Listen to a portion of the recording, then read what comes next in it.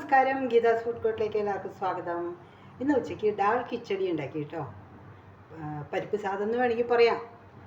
കുറച്ച് മസാലയൊക്കെ ചേർത്തിട്ട് നല്ല അടിപൊളി ഡാൾ കിച്ചടി. ഇതിനിപ്പോൾ പ്രത്യേകിച്ച് കറി വേണമെങ്കിൽ അച്ചാർ, നാരങ്ങ അച്ചാർ ഇരിപ്പുണ്ട്. അപ്പോൾ നാരങ്ങ അച്ചാർ കൂട്ടി കഴിക്കാമെന്നാണ് വിചാരിച്ചേക്കണത്. പിന്നെ കുറച്ച് തൈരിൽ സവാളയൊക്കെ അരിഞ്ഞിട്ട് അങ്ങനെയും കഴിക്കാം. അപ്പോൾ ഒന്ന് കണ്ടു നോക്കിയാലോ. അപ്പോൾ ഇഷ്ടപ്പെടുകയാണെങ്കിൽ ഒന്ന് ലൈക്ക് ചെയ്തേക്കൂ കേട്ടോ. ഞാനിവിടെ ബാസ്മതി റൈസാട്ടോ എടുത്തേക്കണത്. അപ്പോൾ ഈ ഗ്ലാസ്സിന് 2 ഗ്ലാസ്, ചെറിയ ഗ്ലാസ്സാണ് കേട്ടോ. അപ്പോൾ ആദ്യം അതൊന്ന് കഴുകിയിട്ട് ഒരു അരമണിക്കൂർ നല്ല വെള്ളം ഒഴിച്ച് കുതിർക്കാൻ വെക്കണം കേട്ടോ. അപ്പോൾ ആദ്യം ഒന്ന് കഴുകി വെള്ളമൊക്കെ കളഞ്ഞിട്ട് നല്ല വെള്ളം ഒഴിച്ച് അരമണിക്കൂർ കുതിർത്തി വയ്ക്കാം.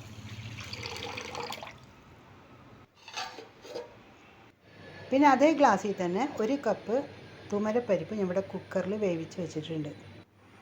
ഇനി അരമണിക്കൂർ സമയമുണ്ടല്ലോ, അപ്പോഴേക്കും നമുക്ക് കുറച്ച് പാനിൽ നെയ്യ് ഒഴിച്ച് പട്ട, പിന്നെ ബേ ലീഫ്, കുറച്ച് ജീരകമൊക്കെ പൊട്ടിച്ച്, ഇഞ്ചി, വെളുത്തുള്ളി, പച്ചമുളക്, പിന്നെ കുറച്ച് കറിവേപ്പിലയൊക്കെ ചേർത്ത് വഴറ്റി കൊടുത്ത് ഒരു മീഡിയം സൈസ് ഒരു സവാളയും കൂടി ചേർത്തു കുറച്ച് ഉപ്പിട്ട് നന്നായിട്ടൊന്ന് അതൊന്ന് കളർ മാറുന്ന വരെ വഴറ്റി കൊടുക്കാം.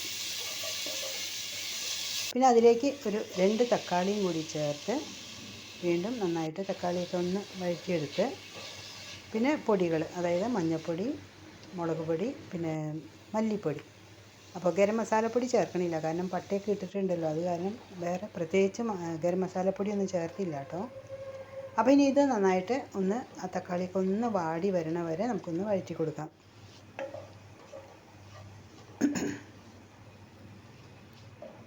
അത് കഴിഞ്ഞിട്ട് ആ കുതിർത്തി വെച്ചിരിക്കുന്ന അരി വെള്ളമൊക്കെ കളഞ്ഞിട്ട് അതും കൂടി അതിലേക്ക് ചേർത്ത് കൊടുത്ത് ഒന്ന് ജസ്റ്റ് ഒന്ന് മിക്സ് ചെയ്തിട്ട് ആ വേവിച്ച പരിപ്പും കൂടി അതിലേക്ക് ചേർത്ത് കൊടുക്കാം. ഇതെന്താ അറിയോ, കുക്കറിൽ എൻ്റെ കുക്കർ ചെറുതാണ്, അപ്പോൾ അത് കാരണം ഞാൻ അരിയും പരിപ്പും ഒന്നിച്ച് വേവിച്ചില്ല, അതാണ് സംഭവം കേട്ടോ. അപ്പോൾ പിന്നെ 6 കപ്പ് വെള്ളം കേട്ടോ, അതായത് അരി എടുത്തേക്കുന്നത് 2 കപ്പ്, അപ്പോൾ അതിന് വേണ്ടി 4 കപ്പും പിന്നെ 1 കപ്പ് പരിപ്പാണ് എടുത്തത്, അതിന് 2 കപ്പ്, അങ്ങനെ 6 കപ്പ് വെള്ളമാണ് ഞാൻ ഒഴിച്ചത്. ഇനി ഇതെല്ലാം കൂടി മിക്സ് ചെയ്തിട്ട് ഹൈ ഫ്ലെയിമിൽ ഒരു 5 മിനിറ്റും പിന്നെ ലോ ഫ്ലെയിമിൽ ഒരു 15 മിനിറ്റ് കേട്ടോ, അങ്ങനെ വെച്ചാൽ മതിയാവും. അപ്പോൾ കുറച്ചും കൂടി ഉപ്പ് ചേർത്തിട്ട് ഇതെല്ലാം കൂടി അടച്ച് വെച്ച് നമുക്ക് വേവിച്ചെടുക്കാം.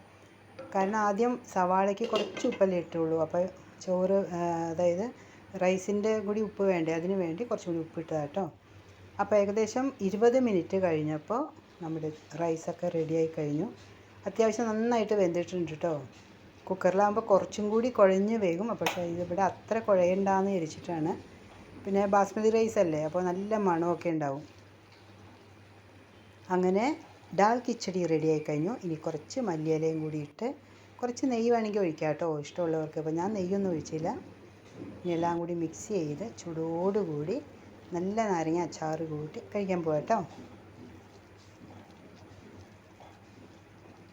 അപ്പോൾ ഞാൻ പറഞ്ഞല്ലോ, ഇത് കുക്കറിലാണെങ്കിൽ പെട്ടെന്ന് ഒരു 2-3 വിസിൽ വെച്ചാൽ മതിയാവും. ഞാനിപ്പോൾ ഒരു പാനിൽ ഇതുപോലെ 20 മിനിറ്റ് നേരം വെച്ച് അടച്ച് വെച്ച് വേവിച്ചു എന്ന് മാത്രമേ ഉള്ളൂ.